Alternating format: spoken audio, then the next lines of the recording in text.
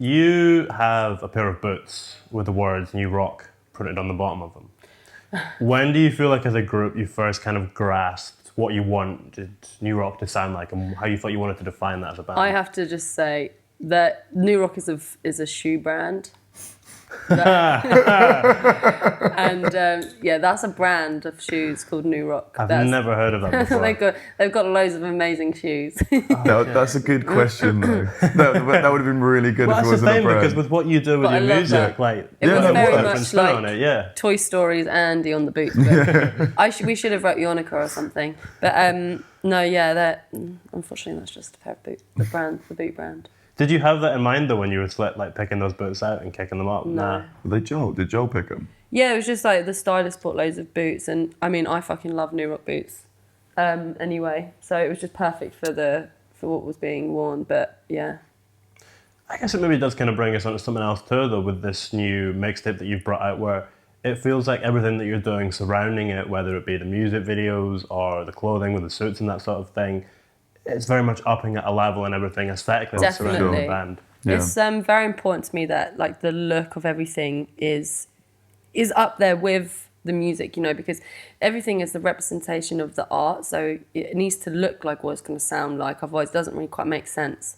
Everything's like thought out quite well, and we all have these amazing suits now, and the merch it all matches, and my really good friend, he like designed it all with me and helped me make it all, and it's a big thing, and it's so important because it's like it gives you this confidence as well, like how you dress. Like if you're dressed like a fucking badass for the day, you feel like that, right? And if you're in like slouches and stuff, you feel like a bit sluggish and just a bit like that. And it's like it makes you feel a certain way. Yeah, it's definitely a step up from when we used to wear like basically matching plaid t-shirts and playing in gigs and stuff.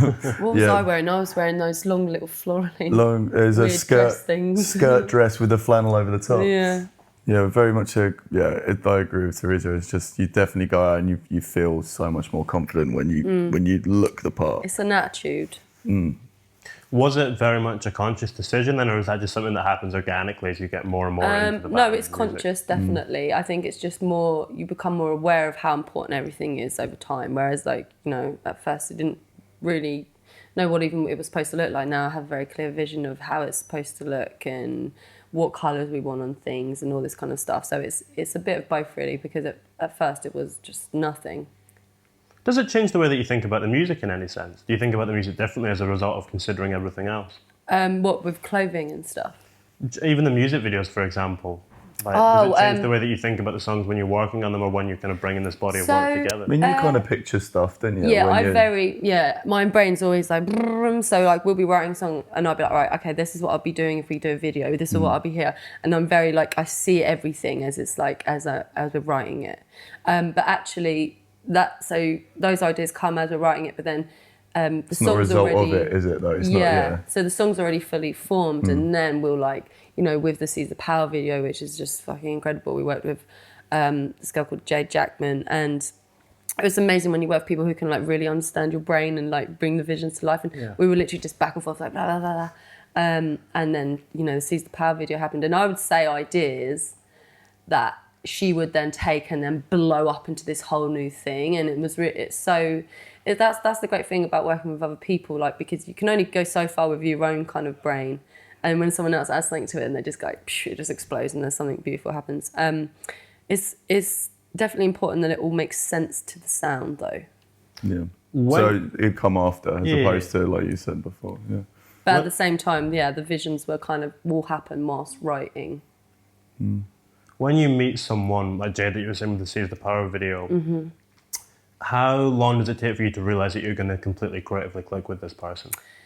Ew, that's quite a hard question really, because it's quite hard to know, because at first we were just talking to each other on Zoom, and we were having like these meetings, then we were bringing like, then she would be like, I want to meet a few stylists that I know, and I'd be like, okay, and then we go through all this stuff together, and then I don't know, it's kind of weird. It would take, so at first we were like, okay, trying to just work out each other's brains, and then okay, she'd send over, I'd be like, at first I wanted to be coming out of a bath of black water, but I want to be like really secluded and like reborn. She was like, why do we make this a box? Do you know what I mean? It's like we'll like, and then we just started getting really excited talking to each other, and It was quite quickly with her, actually. Yeah, because there's a few people that sent ideas over, and that was the one that like stood out as the better Yeah, one, wasn't it? so- So maybe that was like the lead in toward like knowing that you'd get on like kind of well, you know? what I mean? Yeah, so you get a few people send their briefs in. Like we'll like the label or whatever will send out. So I'll write an idea of how I want the video to look, and then they'll send that out to like different directors, and then they'll come back with different ideas, and we'll go through them and choose like our favorite one. And she was like standout favorite, and then dig deeper into it like that. In terms of the the mixtape format too that you opted for with this new release, was that always going to be the step forward after the debut album, or at what point did it come into the picture that this slightly different format was going to be appealing to you and felt right? In terms of it being a mixtape. Yeah. Yeah, so we went through a couple of things because we were basically like we signed a distribution label, Believe, and our deal with them was 8 songs, and we were working at how we want to put it out, but they said they wanted us to put it out on 2 different EPs, but we didn't want to do that because this piece of work was all very It's a cohesive thing. yeah, exactly. And it was like we want it to be one thing. We've done quite a few EPs in the past, and like we don't want it to just be like a 4 little thing. It needed to be a bit bigger, but not as big as an album. So we just came to we all were just like, okay, let's do a mixtape because it just works perfectly. There's 8 songs. We don't have to like call it an album yet because we don't want it to be our second album just yet. And there's a lot more to come, and we're writing a lot more now, and it's very exciting. But yeah. It just makes like there was an idea of calling it like a mini album or a micro album. That just sounds that makes me. I think it wasn't the time for an album. No, either. definitely It's not. like it was a nice stage of, I don't know, the world was just up in pieces Yeah, a little bit, and it was a nice time. Wouldn't to have talk made about. sense to go straight to an album, would it? Like we needed like that little bridge, and I think that was the perfect bridge into our next chapter. I guess when we're coming out of this world that feels so in flux, are you kind of waiting for a moment when you have a bit slightly firmer footing to realise what you want to say? I think I think I know what I want to say now. Like I feel very there now, but it's more. I think this is what we're working out at the moment. It's more like building the foundation before dropping like a piece of art now, because the thing is you could just drop loads of stuff, but it's just like dropping it into the ocean. No one's going to hear it. But so that foundation is really important, and we've just released. Like Seize the Power is my favourite piece of work we've ever done, and it still needs air to breathe. So we still want to build up on that for now, but like I say, we have lots of new stuff to keep moving with. But that's just that's got to keep building at the moment.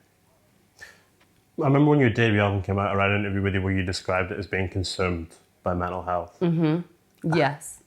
How would you describe its hold over this EP and its influence over this EP in comparison to the debut? Yeah, so the debut album. So I was a bit of a mess actually at that time.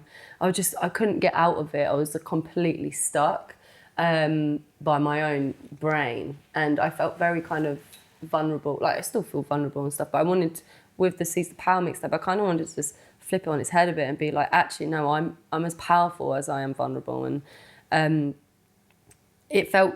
There's, when you get those moments when you just feel like you could do anything, and they're really small moments, and everyone gets them just very small, but like you just feel invincible. And I was just like, I want to feel that. I want to think about when I'm in that moment instead of thinking about when I'm sad and I feel like unwell and just like I can't handle anything. I want to be in the moment where I'm just proud of myself for still going and fighting, and everyone's struggling with things, and they should take a moment to actually look at themselves and be like, fuck it, you're still here, you're still fighting.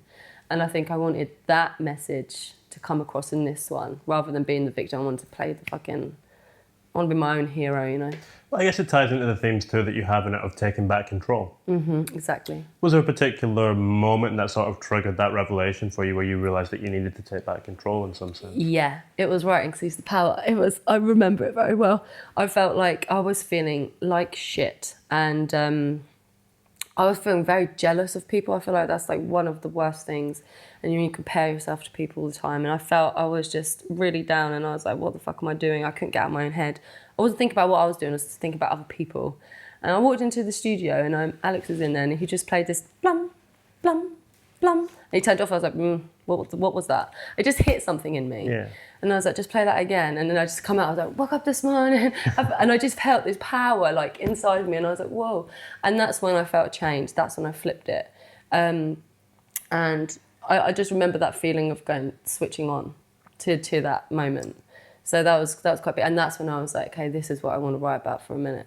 That's really interesting to know that the moment where you're taking back control, it's almost like something else is taking over and you're almost out of 100%. control as it's like delivering it. So your higher self's just like, ding, ding, my turn. Yeah. Barnes Courtney features on the last song of this EP, mixtape rather, too. Someone who I've interviewed and met before. And he's great. he's crazy. He's great. I love him. How would you compare the creative energies that you bring into the process, and how do your creative energies as two different artists compare, do you think? So he's just amazing. So we're on the same management together. Okay. And he heard the tracks before they were released, and he was in LA with our other manager in LA.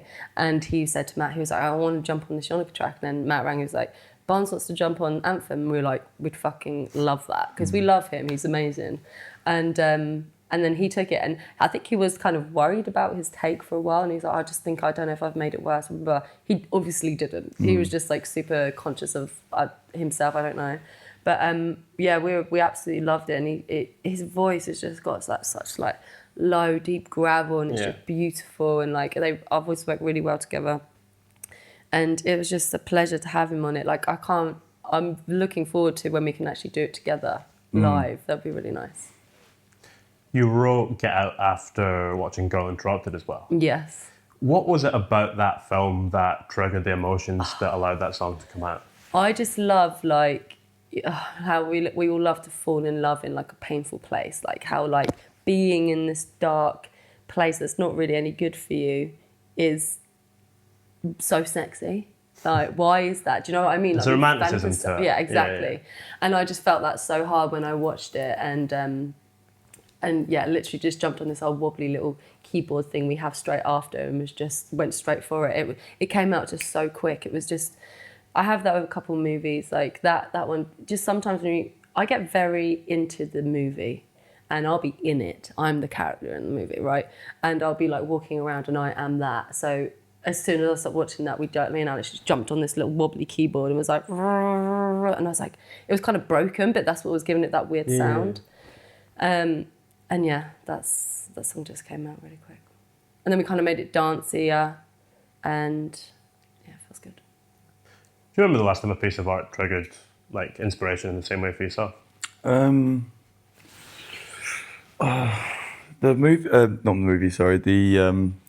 TV series True Detective. I wrote a lot of music behind that as well. Like I used to do this thing where I'd mute the audio from the thing and just like try and like write scenes around it and stuff like that. Like it started off with like library music, but then it turned chordal, and then be like, oh, that's kind of cool. And it was that series that really did something. That's the only one I can remember like thus far. But the imagery in that as well, like the bit where he looks at the birds in the sky and stuff when he's going down the highway. Yeah. Oh yeah, the Mamation stuff that happens is great. Yeah. How that first death is as well, like how it's laid. Like, she looks incredible. Anytime I see a tree like that as well, I'm just like straight away. It's like True Detective too. Scared. Do you think that your music and your drive to create music is more fueled by self-doubt or by conviction? I guess there's a bit of a balance of both, like, because you can think about how, like, the self-doubt can sometimes be good because you can put it into fuel. Like, it's obviously not the one to like run off of, but like you can think of something you don't want so bad that you run the other way, you know. And then conviction, I don't know, sometimes you just feel like sometimes you can just feel like you're it. You're like, I'm made for that. I feel like I'm made for this. This is what I wanted to do for so long, and I'm doing it. And we just need to keep busting out and just going bigger. But I think it could definitely be a bit of both, like, because it's you never know what's going to happen. Like, you know, tomorrow night there could be nothing, and we could all be working back in, like, I don't know, offices or whatever. And that thought to me terrifies me. And so sometimes you can use that for fuel. Like, that's 100% not what I'm doing. But also, I'm very obsessed with it, so I can't not do it. Yeah. For yourself? Yeah, like Theresa said, a bit of both really. I don't want to go back to doing what I fucking used to do. I think we are made for it. This tour has proved that. Like we were all getting a bit nervous on the first show, and a couple of shows we've eased into it. But in London and seeing thousands of people, and like gigs that I've been to there at, and there's been, you know, it's just, and how we've been received, and just how people write to us, and like how much we mean to them. We can't mean like we can't be doing a bad job if we're like this like entity to someone else. And if we mean that, I feel like that is purpose, and purpose is now our life. Yeah. Beautiful. Thank you very much, guys. Cheers. No worries. Thank you. Thanks, Alex. Cheers. Cheers, brother.